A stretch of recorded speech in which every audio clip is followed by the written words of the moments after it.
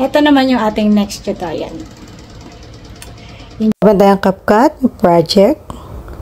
Bali, dalawang lang kailangan natin clips. Isang yung background lang at isang yung kayo natatalon o tatago sa sa bag. Yan. Overlay natin yung second clip. Tapos, diretsong na siya, remove background. Tapos, i-drag yun na lang sa unahan, bandang una. Ngayon, hanapin natin dyan yung kung saan ka umangat. Yung pag-angat mo. Yan, natin yan.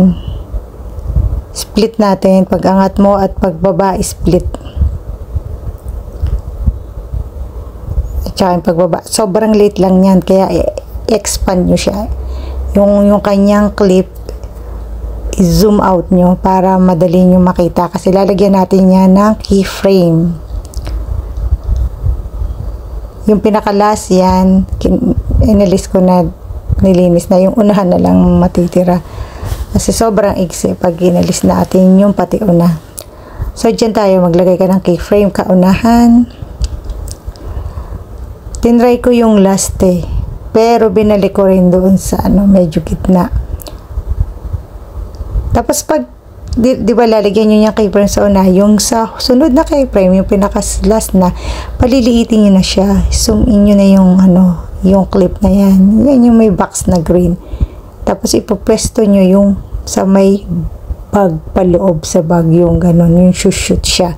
Kaso kita siya, di ba? Pansin nyo, kita siya, nasa labas siya. Gagawin natin, yung background sa taas, ikat natin kasi masyado namang mahaba. I-overlay natin yun. Ayan, minove ko yung keyframe niya. Pwede naman kasi magpalit kayo ng keyframe eh. Nasa last yan, diba? Ginawa ko sa gitna lang. Basta tingnan nyo kung sa tingin nyo alin yung tama. Basta dalawang keyframe lang yan. Una tuli. Tapos yun ngang background yun.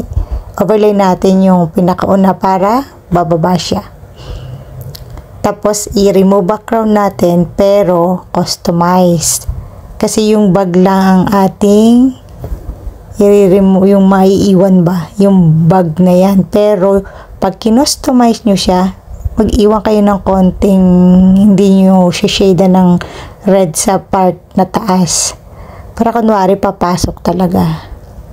So, yan, para lang maharang yung tumalon, yung ako na tumalon, para hindi siya kita. O, yung goods na yan. O, practice lang. Ayan, check lang, check. Yan, o, diba? Tingnan nyo, yan. Adjust nyo lang yan. Tingnan nyo lang. Basta adjustment din. Makikita nyo naman eh. O, yan. Okay na yung goods na yan. So, ready to export na yan.